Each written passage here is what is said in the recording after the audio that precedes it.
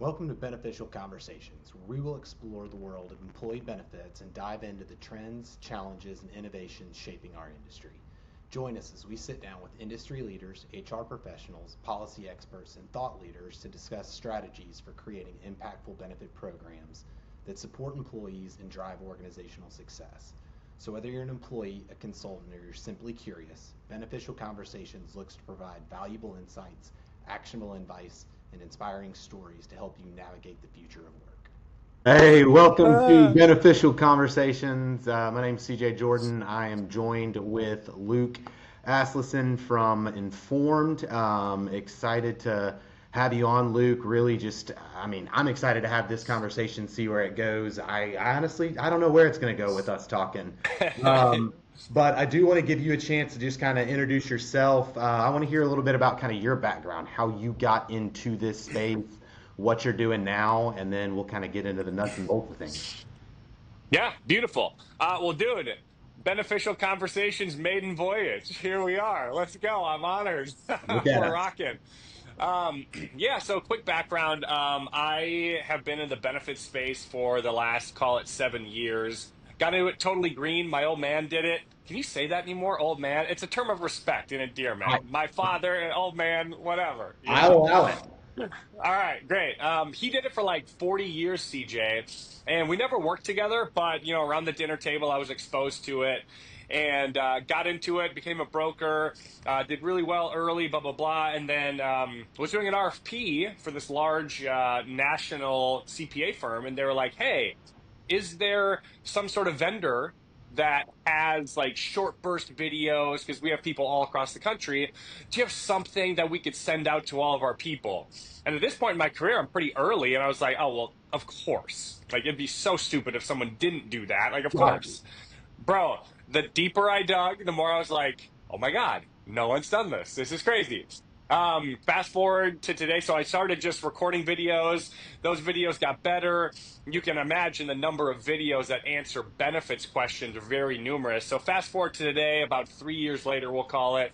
Informed is, the Netflix of insurance. We literally had our tech team build like a Netflix template, single sign on, easy sign on, 150 benefits videos, everything from what's a deductible, what's a copay to I'm 25. Should I, stay on my parents' plan or get onto my own plan? Or I just got fired. What are my options? So literally our whole vision for this was no one understands their benefits. The Yep. people that are trying to explain it typically don't do it in a modern, up-to-date way. But lastly, let's make it, 60, 90 seconds, easy to engage. I always say I don't look like your typical broker, so I'm the perfect person to relate to the employee population Uh-huh. who needs to understand this. So, anyway, that's the elevator throw for informed. But and all this being said, set against the backdrop of we care about people understanding how this thing works. And bro, as you know better than anybody, nobody understands it. No, no, it's this layer upon layer of confusion and I mean even trying to get information on like scheduling dental plans or like dental visits and stuff like that. Like even the things that seem the most basic are just rarely that. Like it's rarely ever straightforward in this space. So I appreciate that. I Yeah. do want to ask, this is going to be a question that I'm going to ask consistently, and it has nothing to do with insurance, but I'm curious because I love food and I eat all the time, but I want to know what your best meal was. It can be something that you and your wife cooked. It can be something that you had somewhere. Like tell me your best meal, where it was. I want to hear about that real quick before we get into all the, the interesting stuff or as we think it. Yeah, yeah, yeah. Wow, this is best meal I've ever had. Okay, Yep. okay. Um Oh my dude, this is a this is a great lead-off question. I'm scrambling, bro. I usually have something to pull from. Ooh. Okay, okay, okay. Yeah, here we go. My wife and I, we tend to, or we like to do like a month overseas when we Yep. can in like January, February. Yep. Because obviously benefits is really slow that time. We like to take a vacation. We don't have kids yet. Yep. So anyway, a couple of years ago, we spent 5 weeks in Nicaragua, Oh. and we drove into the city, and like we were on the coast of Nicaragua, but we drove inland a couple hours to, I think it's Managua is what it's Okay. called. But anyway, it's this cute little like vibrant town. If you blink and you miss it, but it's got all of this really cool stuff. We stayed at this hotel that had like 8 rooms. It was really cute, but the concierge was like, "Hey, there, if you're looking for a good spot, like you got to go here. I know the owner. Let me put in a reservation for you." Anyway, That's we the went. best. Dude, it was like off the beaten path. We're like, yeah, we're getting to know the place the way nobody else does. Probably does it for everybody, but who cares? We felt special. And we went to this place, and I'm not kidding, CJ. It was this Italian restaurant in the heart of Nicaragua, and we were like, there ain't no way they're doing Italian food right. But there was like 12 tables, like the whole place was candlelit. The service was insane. And I forget the dish, but I just remember my meal being incredible. They comped us a bottle of wine, just like I spent almost a decade in hospitality. Uh-huh. So that hospitality piece of it, like anticipating the need, Yep. making sure everything's good, that stands out. And again, bro, I didn't even answer the question. I don't know what the dish was, but start to finish, bro, it was unbelievable. 10 out of 10 out of 10. I mean, I feel like atmosphere can almost like make up for like if the food is kind of okay, but like the aesthetics, the environment and stuff like that is great. Like, I mean, that can really differentiate things. But I'm always curious to kind of see or hear who's gone where, who's had what, who's done what. It's just, food brings us all together. So that's kind of my That's right. my Well, you have to answer the question now. How about you? So, I mean, I know this one kind of off the top of my head, and it's actually a place here in Birmingham. It's called Ovenbird, and Okay. it's a tapas, whatever. Yeah, yeah. But so it was my parents came in town. This was I think right before my wife and I got married. So my parents came in town from Memphis, and it was my parents, her parents, and then her siblings with their significant others. And so Yep. when you get a few people, like when you get a group like that, you're always worried that like people are going to kind of end up getting the same things, or like there's Sure, not going to sure. be necessarily a level of adventure to it. So, the waiter was like, look, group this size, if you'll allow it and if you're comfortable with it, I'd almost just like to kind of do a chef's recommendation and kind of bring y'all out some different things and like just bring you out kind of Ooh. almost like a tasting menu, if you will, because there was like Nice, 10 of us or nice. something along those lines. So like we started with this I think it was like, and this is going to be weird a little bit for some people, I think, but like a big fat candle. And so with some bread, and so they melt it down, and so you just like take the bread and you dip it in, and they Oh bring yeah. like it's not just here's a little piece of chicken, here's a little something, like they've got some like different dishes that have been concocted and like put together with some thought. And so it was Yeah. like, we got a little smattering of everything. There was like a little fish with it. There was I think there was even goat. And so like there's some things that are out there, but like my wife is not the most adventurous eater, and so she Okay. more than likely would have like just gotten the chicken or something. So we had all these things, and it was incredible, like all these different things Oof. that was just not your normal stuff that you're gonna go and get. But I asked my wife, I Yeah, was like, yeah. what was your favorite thing? And she was like, honestly, it was the goat. And because like Really? it's so tender, and like what they had done, and like my sister-in-law, she's not very adventurous either. Like I tell my wife, like, you can't eat with your eyes and your ears. Like if something sounds weird, I get it, but like you've got to try it. And if you don't like it, that's fine. But like, Okay. let's get out there and Yeah. try some things. And so it Yeah. was Yeah. Yeah. that is like one of my favorite meals I think that we've had, just because of the diversity of what we had, and there was just all of us kind of hanging out together, and stuff like that. So that Yeah. is, I think that's one of my most memorable and favorite meals that I've had.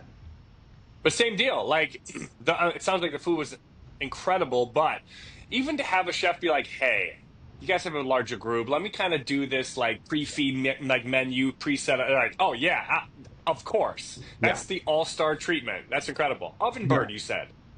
Do what?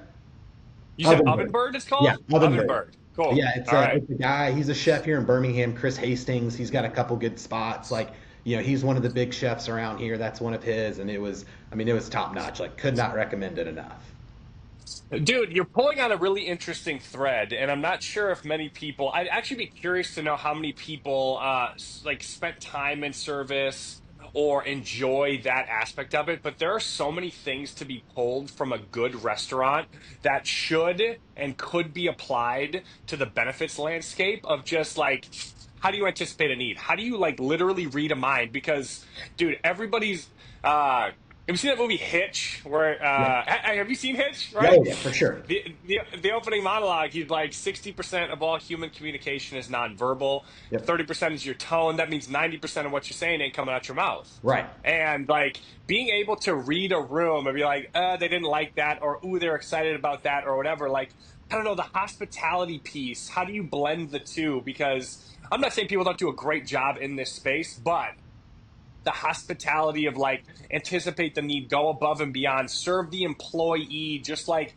we have so much, our scope of work is so broad that Yep. I wonder if people are approaching it with like a truly servant-hearted mentality. How do I make this an experience for Yep. everybody? I don't see it very frequently, but again, anyway, it's just interesting You blending those know, two but thoughts, you you know? even like you bring up a good point. Like when you have bad service and like you notice that somebody doesn't want to be there, like that's so noticeable. And like the same thing, like when you're Yes. doing an enrollment or something like that, and you're there with a broker or somebody from the team or something like that, that's just like, do you want dental? Do you want vision? You know, that like, and it's just, you Yeah. know, it's monotone. It's like, look, it's clear that you don't want to be here. Like, you're not making this a positive experience for me either. Correct. So, like, if Yeah. you can have the people and you can, present the experience or curate the experience of like, hey, look, I understand that benefits is probably not the thing that you want to be talking about on a Tuesday morning, but like, here's why it's important, and here's what you need Yes. to understand. Here's why it's valuable.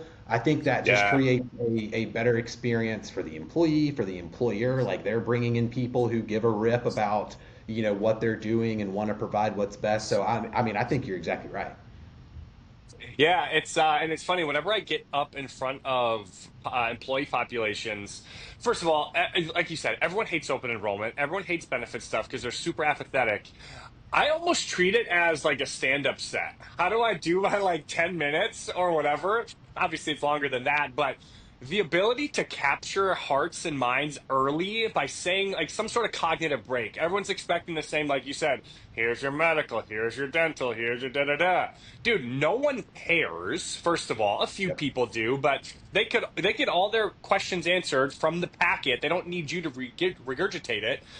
How do you make it a fun experience? And that's like that is such a huge part of I think what people should do. And I get it, not everyone's equipped to be able to manage people and engage like that. But bro, some of the open enrollment meetings I've been a part of or just team meetings, make it fun. Yeah. Like it we focus so much on results and new systems and we're going to save money, we're going to do all of this stuff. It's like, hey, that's all good and fine, but our people would kind of like it to just be enjoyable. And here's what's really crazy. I don't tell many people this, but almost always when I start working with a group, we see between like a 10 and 20% bump in enrollment.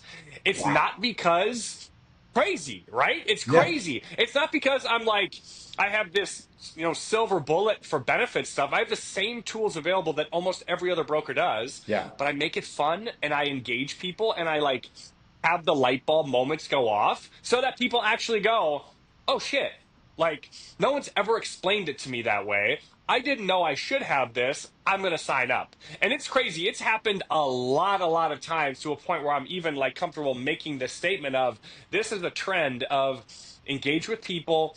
They will enjoy you and Yep. then they will sign up for the things that we know they need to have. It's a crazy world, man. It's a crazy thing, but not many people put those pieces together, you know?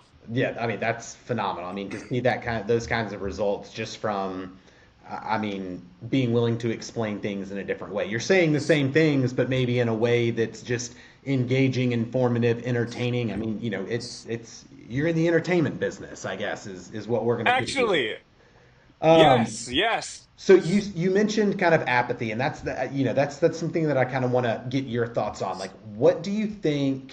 And this is a little broad, but like, why do you think there is such apathy towards benefits in general? Dude, this is the question that my co-founder Steve and I talk about all the time. I don't know that I have a perfect answer because we're still trying to figure it out. But um, I think it's like anything else that's really complicated. Well, first of all, everyone's like, oh, I have to have this thing. I tell groups all the time, you're choosing between the lesser of two evils. Like, do I have insurance, spend a fortune on it, and likely not use it because most people don't, but I'm spending a bunch of money for the backstop of if something bad happens, I'm covered? Or do you run the risk of, I mean, I think half to two-thirds of bankruptcies are directly tied to medical bills. So do I run the risk of possibly having a situation and I'm screwed, but I save a bunch of money? So like those are your two options. And I think it's the apathy piece comes in where it's like, okay, I have to have this thing. It's going to cost a bunch of money, but I don't have any idea how to navigate it. And frankly, even if I were a pro at navigating it, I still have to have it. Yeah. So I think it's just like it's super confusing. Um, People have it's been this way for so long, and no one has done anything about it. So if I'm an employee and I've been in the benefits ecosystem for 10 years doing open enrollment, whatever, and it's been the exact same thing. I could be at 10 different companies and I'm likely going to have the same experience 10 different times with 10 different brokers. I'm just going to, at a certain point, say, okay, like this is what it is. I'm gonna pick the cheapest plan. Hope is gonna be my strategy. But yeah, dude, I think it's just this like in years and years and years and years and years and years and years of this not changing. So if nothing changes, why would I show up any different? Because I know nothing's going to change. You guys, meaning the insurance industry, you're not showing up any different for me. Why would I show up any differently? Just tell me the price, tell me the plan design changes so I can be on my merry way. There's more layers to it, but I'd say Yeah. that's probably the biggest thing. No, I think I agree. Like, it's almost like a defeated mindset. Like Yeah. you Yep. almost feel like you're starting behind the eight ball anyway, and it's like there's this massive mountain to climb to even begin to start to understand things, and like I just don't have the desire to try to climb that mountain. Like I'm already trying to figure out, what I got to do at my job, and how I'm going to manage these kids at home, or whatever else we're Yeah. dealing with, and it's just like benefits is just not something that I want to tackle, and like it's discouraging a little bit to see that, but I appreciate kind of what you're doing as far as like bringing an entertaining element to it. It's like, hey, we're going to talk about benefits, but it's not going to be in this monotone voice that you've been used to, time and time again with a guy coming in and a collared shirt like I have, and maybe a vest on top of it. It's like, hey, we're gonna play this up. We're gonna do it a little bit differently to just put a different spin on things. Yes, totally. Oh, what was I gonna say? There was a thread there. Oh, and on top of all of that, like for us to say, oh, here's your $5,000 deductible plan. To understand how that all works, you need to understand, okay, what's a deductible? Yep. But then you also at some point need to understand what coinsurance is. You also need to know what an out-of-pocket maximum is. You need to know what a network is. Like there's all of these things that you and I can answer super quickly, but if you can't just understand, oh, okay, the deductible is this, I'm good.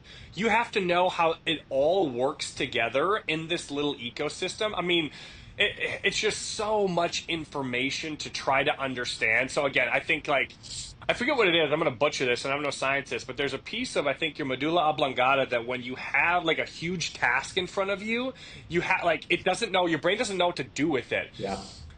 I when I say medulla oblongata, I always think of Adam Happy Sandler, Gilmore. Waterboy, Waterboy. That's nailed what it. it is. But like your brain, when it has this big task and it's not broken down, it doesn't know what to do with it. So I Yeah. think benefits is that it's just like insurance. Like, oh, I don't know how to break it down into pieces, so I'm just going to be super apathetic. Hope will be my strategy. I'm just going to wash, rinse, repeat from last year. Yeah. So how do you and you've kind of touched on this a little bit just from like even, hey, I've got 10 minutes to do this or something like that, but even through the platform, like how do you find your ability to kind of cut through the noise or the maybe even the apathy towards things? Like how is Informed kind of cutting through all the other stuff that they're getting to provide that level of education? Because I think you said like y'all have a massive engagement rate when you get this implemented with a group. Yeah. Yeah, it's like 70% engagement across the Jeez. board when we bring it in, which is crazy. We Right. literally, CJ, we were like 10 would be pretty dope, like 20 would be unbelievable, but then we're like, holy shit. Yeah. But here's what I know we do. First of all, um and it's weird that insurance doesn't understand this, but they need to. They need to understand that we spend almost all of our time with decision makers, C-suite, right? HR, CFO, president, whatever. And we're all experts by proxy because we talk about it all the time. The employees are the ones who actually end up using this thing. So we need to bring it down to their level and we need to actually engage and empathize with them. So And I feel like almost all insurance people, not all, but most, they're not focused on the end user. I view my job as my job is to serve. And I say this to leadership teams. I'm like, hey, CJ, like if we decide to work together, man, we're going to have a great relationship over the years and I'm going to earn your trust and we're going to become buddies. But at the risk of sounding abrasive, you are my number two priority. yeah. Your employees, the people that run your business, are my number one priority. I'm going to focus on them entirely. Of course, we're going to have to figure things out, fiscally and all this behind closed doors. But trust me when I say, when I serve your people as my number one priority, this relationship is going to be the very best. And almost every time they're like, great, awesome, sold, right? So all that being said, I weaved a little bit. I say that like I don't look, talk, or act like many brokers. Yeah. And when I'm in rooms with brokers, I know I probably get the side eye. It's like this guy's not very serious, whatever. It's like, no, I'm so fucking serious that Yeah. I'm willing to be like to get and be with your people and chop it up with them because, bro, let's boil this down to human basics. We like people that are like us. We Yeah. like people we can relate to. We like people that look like us. Blah blah blah. So when I'm like an employee and engaging insurance the way an employee would, that's how I win the hearts of employees. So that is really the secret sauce of Informed. Like there have been plenty of people that are like, let's build a video library. Let's put content out there. God bless you. Go do it. That's awesome. You're missing the point, which is no one's going to watch it. You can't just take PDF information and put it into video with a cartoon and expect people to tune in. Video is not the solution. Yeah. The brand and somebody feeling like they can actually listen to Luke and trust Luke, Yeah. that's what we have. For That's sure. that's the differentiator. And I don't there's little other things that we do as well, but that is our silver bullet. And I'm so fine saying that to the world because I know nobody else can do it. I mean, again, God bless you, dude. If you want to go try and build the brand and try to do what we're doing, good. Go for it. But we've built this thing so that other people wouldn't have to say, oh, we can do it better than Luke. We want them to say, let's just use Luke. Yeah. It's so inexpensive to use. Why don't we just latch onto this? Because he's obviously doing such a good job and has the platform. Long answer long. That relating to the people that are spending their hard-earned money on this thing is what we focus on, and it's working in a pretty cool way. And I think like what you said is important, and I feel like it probably allows you a level of comfort to even walk away in some cases. Like if you're in with the C-suites and stuff and they're not understanding that like they aren't the priority, like to me in my mind, and this is maybe not universally true, so I'm painting with a broad brush here, but like if the C-suite doesn't understand that like their employees are the most important piece of this, then like that's a huge miss from a leadership standpoint. Well, and I Correct. think it allows you to be like, look, then we're not on the same page as far as like our expectations and what we're trying to deliver. Like my job is not delivering up to the C-suite. Like, yes, you're going to use it a little bit, but like I'm trying to cater to this 80%, if you will, probably larger amount than that. And I mean, I think that's important, and I feel like it gives you a position to be like, hey, look, if you're not getting this, then maybe this isn't the best fit. Yeah, totally. And you're right. It weeds out the people. And I'm not saying that like the people that don't end up working with us are bad. For They're just sure. not for us. They're Right. just not for us. And There that can are a be lot said of people. from our side too. Like, hey, me as a broker, I'm maybe not for everybody either, and that's totally fine. Completely respect it. Like, Yes. want what's Yep. best for you. Yep.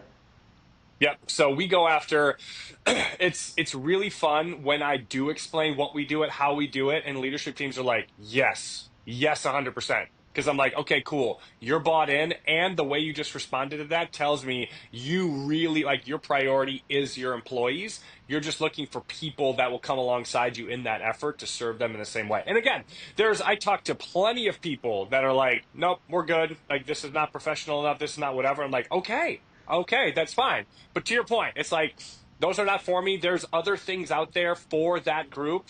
God bless you. But it does help. We're we want to be close with our people, man. Like we view this as you're already spending seven figures on this thing. What kind of education engagement, do you get with that? They're all like, I don't know. And I'm like, okay, that's crazy. That's crazy to spend that amount of money, Yeah. but not have some sort of like with it. So Yeah. yeah, man, all this being said, we're super focused on employees getting this stuff and enjoying it. And just having, even if it is like a 60-minute open enrollment where they get to laugh, where Yeah. they get to finally be engaged for the first time, that's worth it to a lot of groups, oddly enough.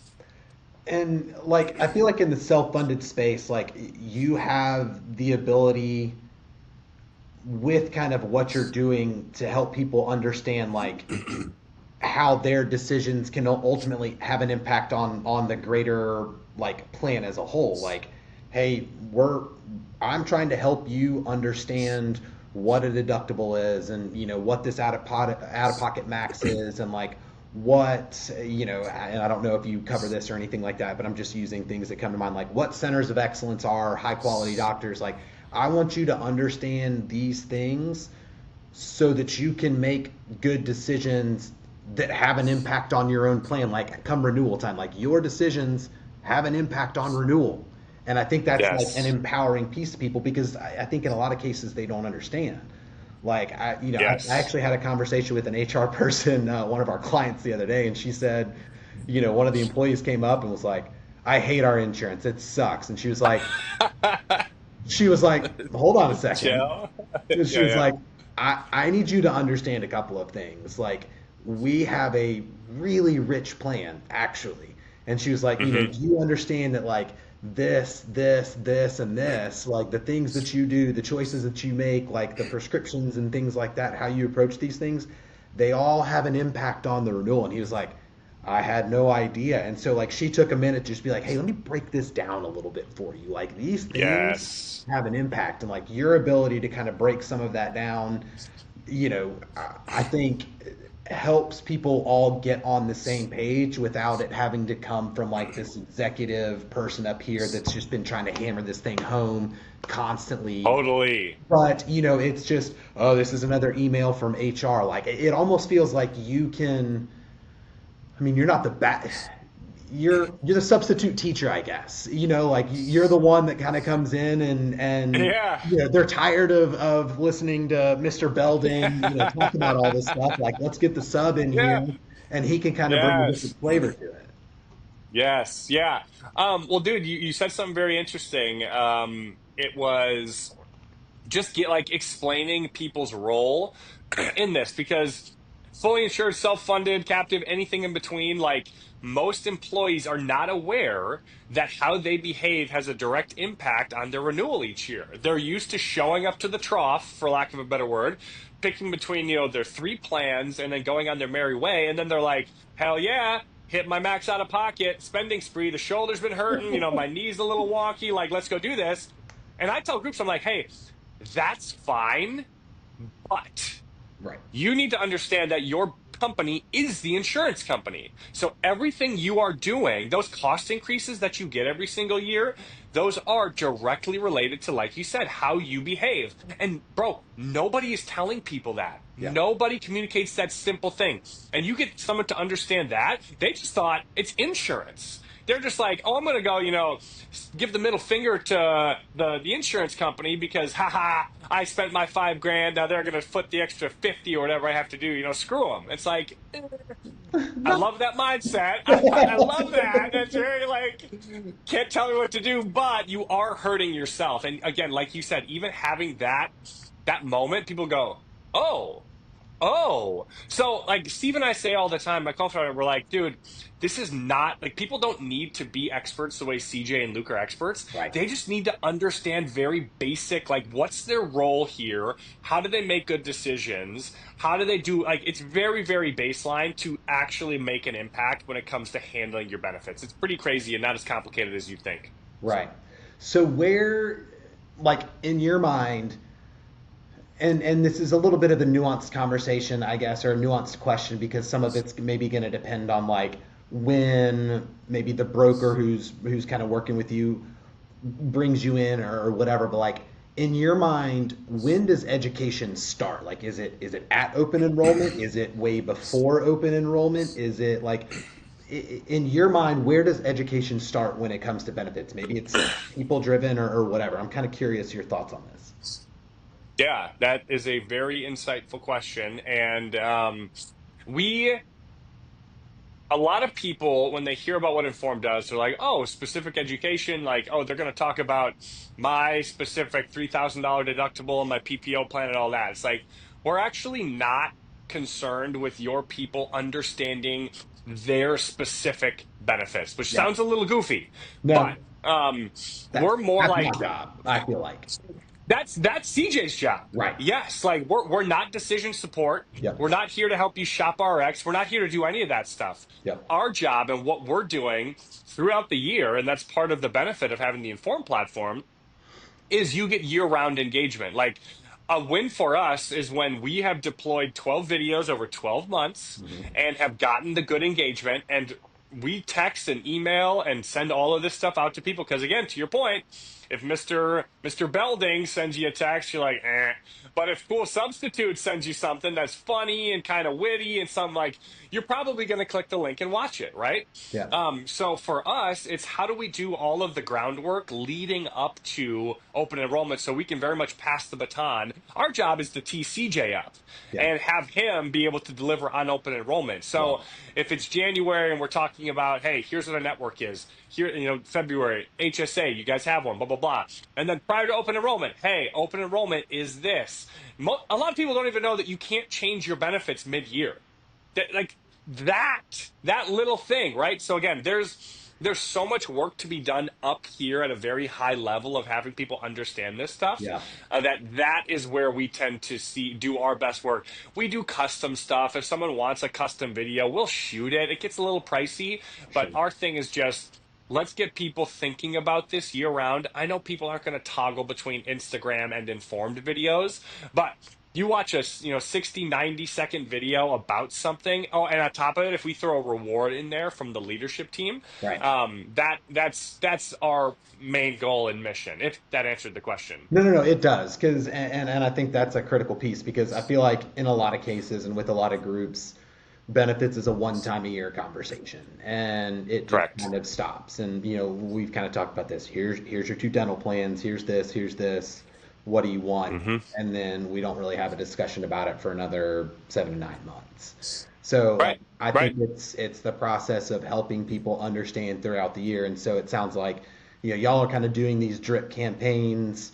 Is it when you're doing the drip campaigns, is it kind of consistent as far as what y'all are sending out each month, or are you working with maybe the business to say, hey, we kind of want a message, not even an ad hoc, a custom one per se, but is it, hey, we would love if you've got a message on this, like we would love to do this in February, or is it kind of more, hey, everybody's in January, just about everybody's getting a message on, hey, wellness exams and stuff like that. So not necessarily ad hoc custom ones, but like how customizable are the drip campaigns that you're doing throughout the year? Maybe that's a complicated question. No, no, I hear you. It's like if we are going to send out 12 videos throughout the year, is every group getting the same video in January, February, March, whatever, or can you customize it? Yeah, we Yeah. can customize it. Okay. We typically when we recommend something, people go with it. Not many Sure. people are like, we have to have the HSA video in April. We're like, no, let's talk about this. Yeah. So yeah, it's completely customizable. And here's the other thing: we built this thing for brokers and producers to like be white labeled. So this whole thing is designed to look like CJ or look like whoever the producer or the broker is. And you can kind of interchange it and send stuff out as you like. But long answer to your short question, it's all completely customizable. Do you want to do it every 2 weeks? Okay, if you think your people are going to tune in that frequently, great. But yeah, it's all customizable, which is really cool. Okay. And then, so you've got the drip campaigns that you're doing, which have that high level of engagement. And then I think you told me about 130 videos, right? That, somebody's sitting Yep. down and they're afraid to go into HR and ask, a stupid question or something like that. They can log into that platform and be like, what is an HSA? Instead of having to go to Google where they're going to get 7,000 responses and all that kind of stuff, they log into Yep. your platform and kind of get that education just right there.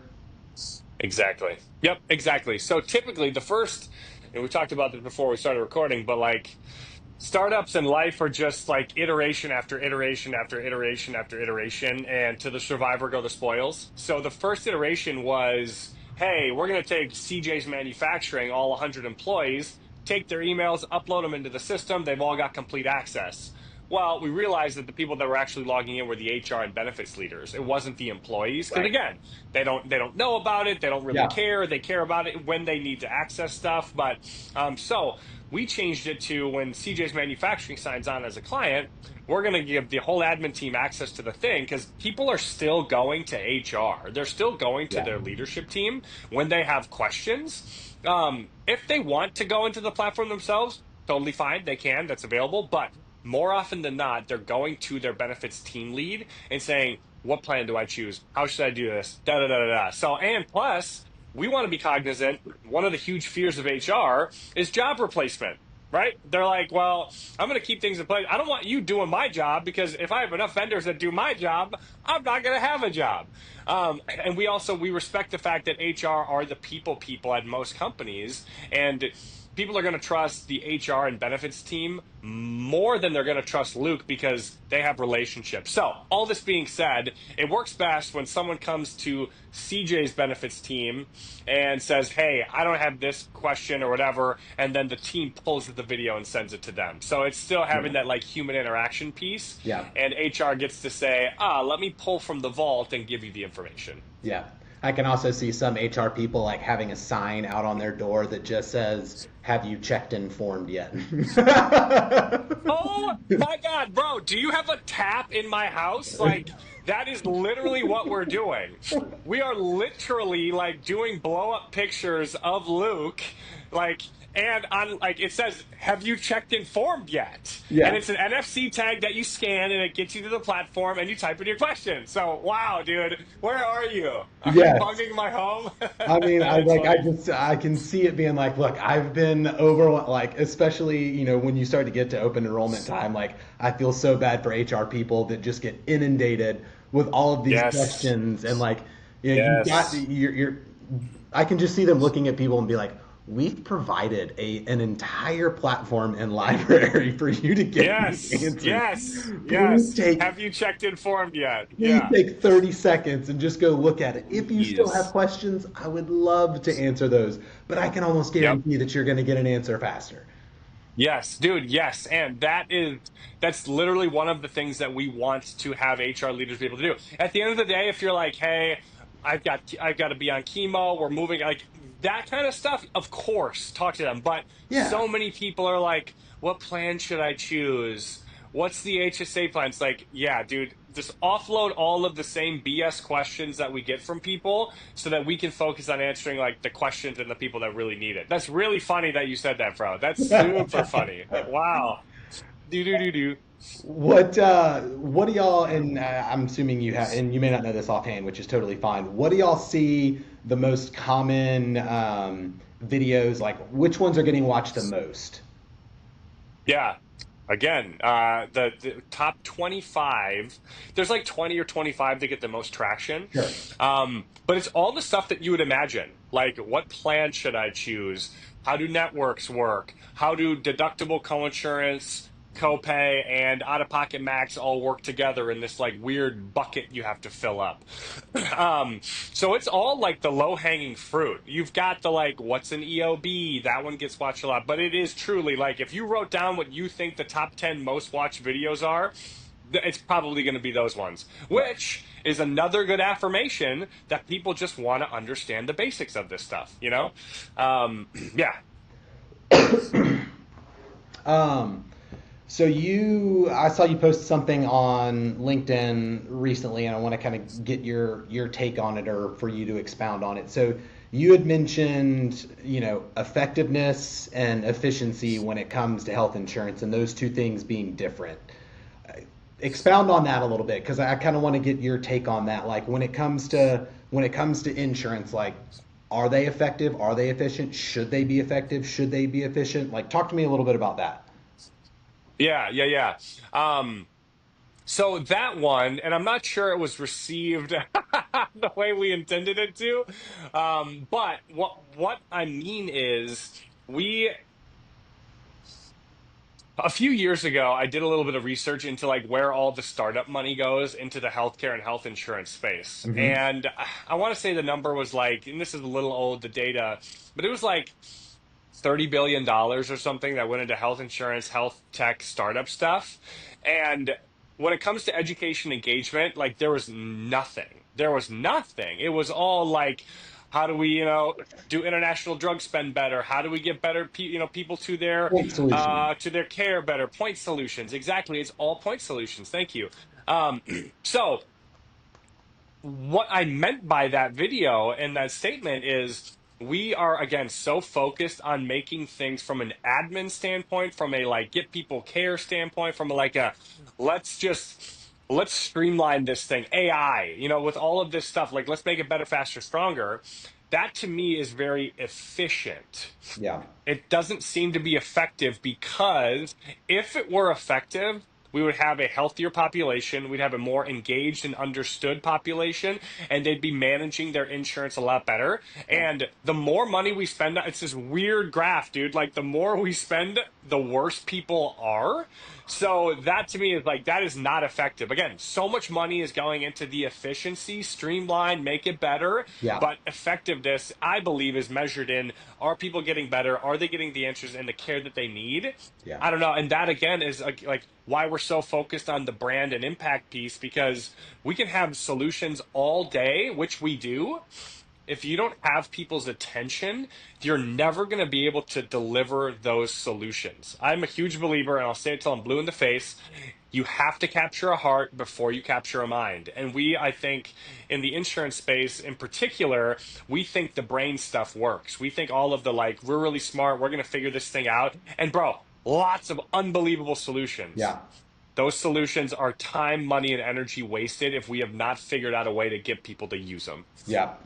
No, So, that's really well said, and I agree with you 100% on that. So you've got some exciting stuff coming up. I think there's U Powered that's happening in a couple of weeks, and I think you're even nominated, which is exciting. And I think, you know, what is it? Kind of an affirmation for what you're doing, and like that what you're saying, I think is resonating with people. So talk a little bit about U Powered, maybe for those. I was not as familiar with it, candidly, until pretty recently. So tell me a little bit about U Powered, kind of what's going on out there, what it's all about.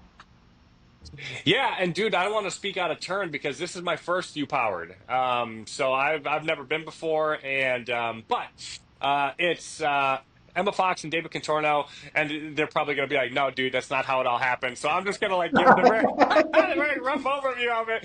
But I believe it's like 5 or 6 years. It's essentially like a how do you be the best broker possible? They are really hell bent in a great way on bucking the bukas, they say all the time. Like, Yeah. let's get people more strategic. The fully insured shell game is not working. It's not sustainable. There are ways, as they've proven, to serve clients really, really well by putting together better solutions and just a better way of doing it, so that we don't have this future generation of insurance people that are just like, let me go win the deal, keep them fully insured, just keep making a bunch of money and be, more or less lazy. So they're really trying to shift the focus from, lazy broker, doing kind of bare minimum, making a bunch of money, to, hey, no, we are trust and tasked with being a fiduciary to our people. And that means we need to leave no stone unturned. So, it's a 3-day event. Like you said, I'm nominated for, I think, most influential personality, which is awesome. Feels great. Um, and then I'll also be on a speaking panel during it, talking about benefits for the ages. So, how do different benefits, or how do different generations engage with their benefits? So, I think it's really cool. And again, dude, I've never been, so I don't know, but Yeah. I think it's really cool to have that many people. I've been told it's, 4, 5, 600 people all descending on Anaheim for a 3-day conference to essentially just listen to people talk about how do we be better brokers, more creative brokers, Yeah. people that really want to lean into the fiduciary piece and say, this is, yeah, this is how I make a living, but I'm not going to do it the same way everybody else does. And bro, it's really cool. The people that I've been talking to, just even in the weeks leading up to it, there are so many people that give a shit. There are so many people that want this to be better, and they're all very smart.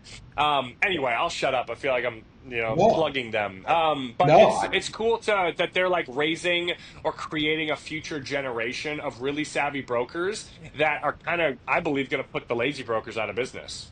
yeah. I mean, I didn't hear about it until late, but I'm excited about it. I think it's something that I want to try to get to next year. But um, I just the status quo is clearly not working, and I feel like I don't know if we're there yet, but like there's got to be a point where people just get tired of the status quo, and like even 5 or 600 people going out there is incredible. Like, what would it look like if that number's in the thousands of people and brokers that are willing to be like, hey, you know what, I'm not just going to keep doing this same old thing, and collecting and this, that, and the other. Like, we've got to do something better for the people, or it's just going to get to a point where it's already like not sustainable as far as the trajectory that we're on, but like we've got Yeah. to do something. Like, we've got to reverse this in some way, shape, or form.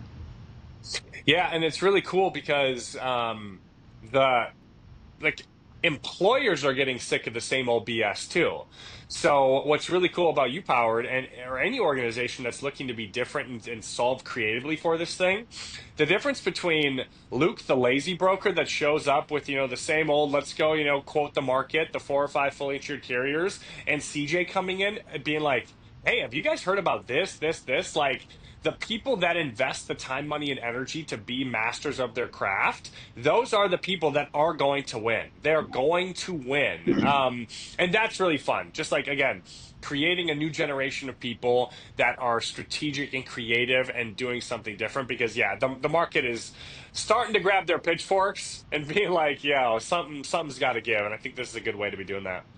Well, and I'm curious, and I don't want to, take too much away from the panel that you're on, but you talked about kind of benefits for the ages, and talking about how to engage some of the different, there's probably a different way. I'm assuming that you're going to engage the millennial versus the Gen Z versus, you know, boomers are kind of transitioning out for the most part, but I guess, what are you kind of seeing as far as engaging some of those different generations? Like, we don't consume things all the same way. So what are you kind of seeing out there as far as that goes right now? Yeah. Um, I think the best place to start is realizing that every generation has a very unique worldview based on like what has happened in their lifetime. This is Yeah. really interesting, and this is something that we don't talk about very much. We can, the expression, "Oh, okay, boomer," right? Set in the dark ages, old school, whatever. Well, you got to remember that that age group, or even older generations, they lived through a war, dude. Right. They're like born during wars and shit, right? So that shapes their worldview. You've got, the drug revolution of the 70s and the 80s. People grew up with that. We've got the iPad, like understanding that no one is coming at this thing better or worse off. It's just how they were raised, what was going on in the world. That stuff dictates how you view the world in such a huge way. Again, not better or worse, Right. just super different. So, obviously, Informed is tailored more for Gen Z millennials because we engage with video content more. Um, but it's just understanding that. younger people are more inclined to watch a video on something and not go to HR, knowing that an older generation is more likely to read something. This is actually a weird thing I've learned with LinkedIn too. Like, I used to just post videos with a short caption. When I started doing a long caption, that started getting better engagement. Why? Because there are a lot of older people that are engaging with my content and the video is less important to them. They want to read all of this stuff. Why? They grew up reading newspapers, Yeah. right? We're used to just consuming everything digitally, but older generations read. So I think we just explore that kind of stuff. Of course, we go into like 401ks were started in 1978, I think. So of course, like like that generation is gonna be like, oh my God, we need to think more about retirement, right? Versus our generation, we're kind of like, what's the return? Can we make better money? So we're a little more disillusioned, or it doesn't make sense the 401k. So, you know, Gen Z wants to take care of their cat, and they would forego medical care to, make sure, Spot is taken care of, right? But being able to say, hey, that I love that. I love that you love your animal, but you're screwed if something bad happens. So how do we educate the young people on the need for this stuff? How do we educate the or the older people on the need for getting better, faster, stronger, and being a little more up to date? So that's kind of it.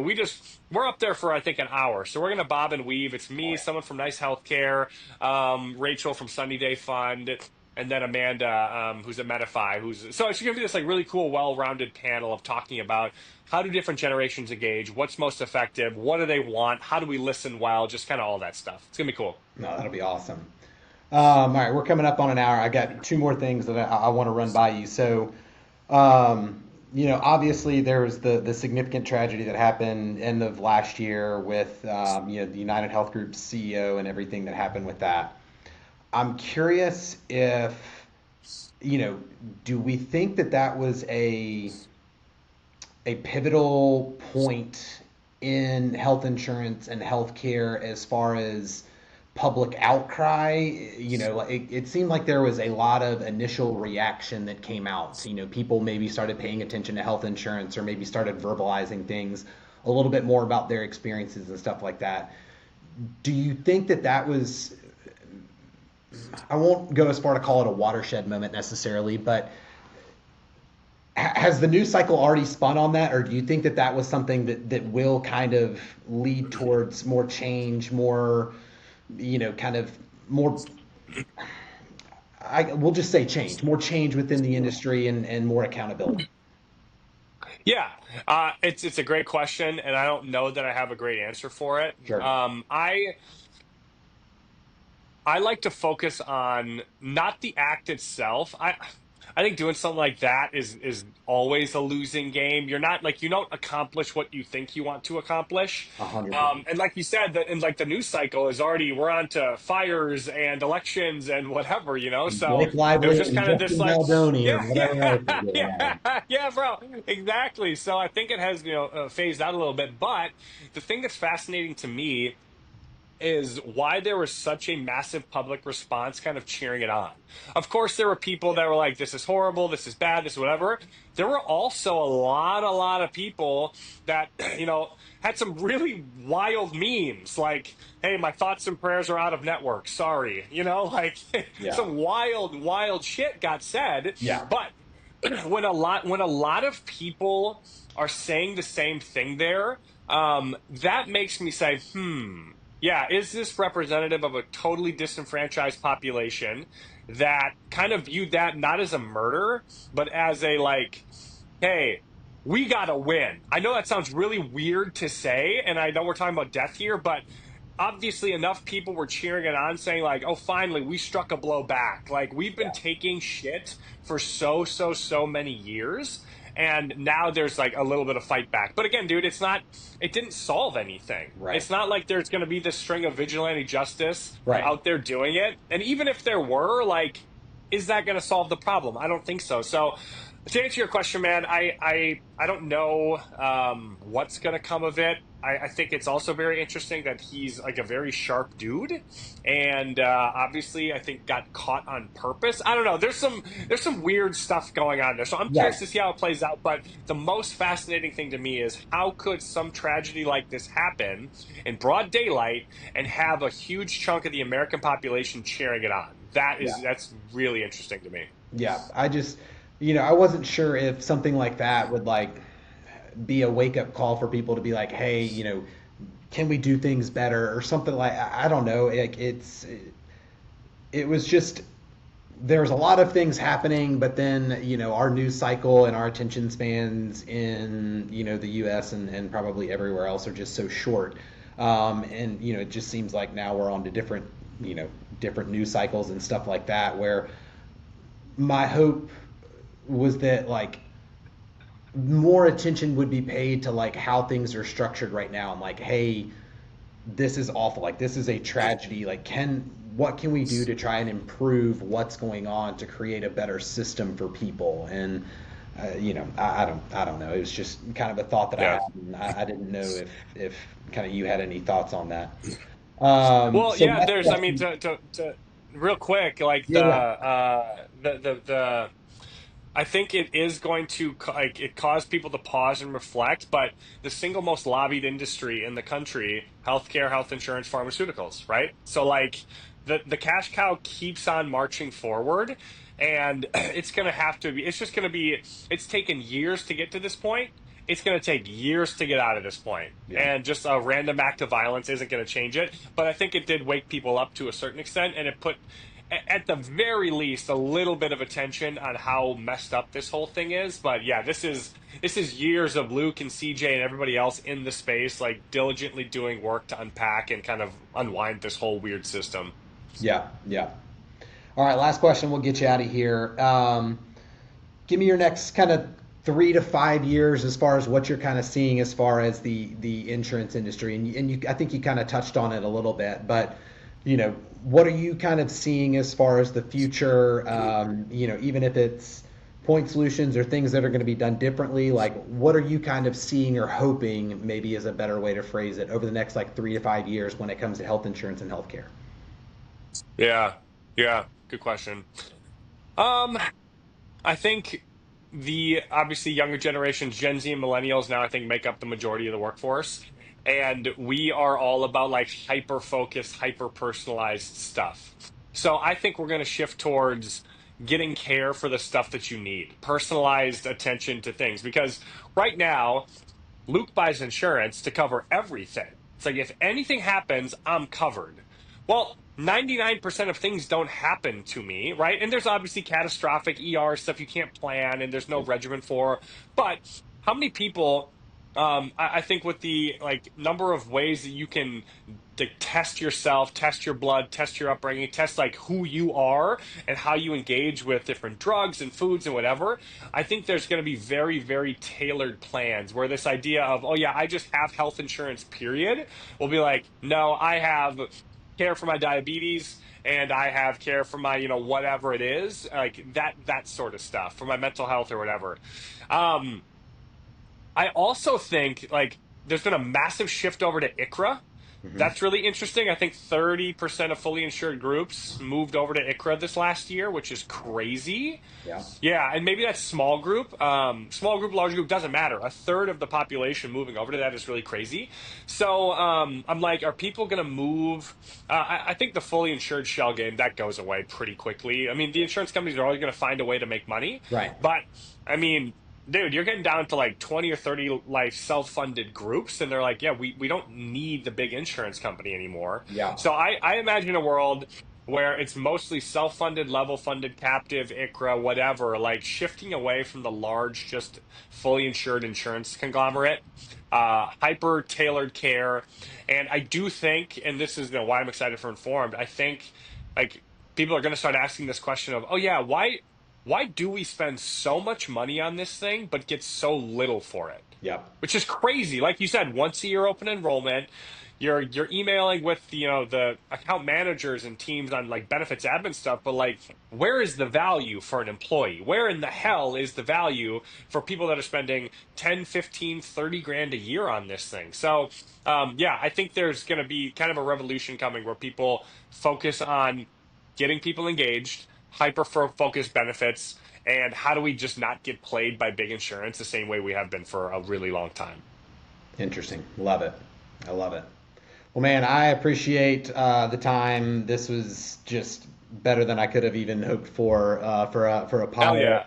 yeah. Just a ton of great points. I'm excited for what you're doing. I think just the education piece, like you mentioned, is just such a critical piece that's been missing, that's been lacking, and just helping people understand what they have and how to use it, I think can make a pretty substantial difference, both just for them personally, but also even on a little bit bigger scale when it comes to these companies and stuff like that. I mean, if you can create health conscious consumers, I mean, you have a way to hopefully control some of those renewals and things like that. So I am so grateful, so appreciative for you, for who you are, for all that you do, and look forward to talking with you again soon, bud.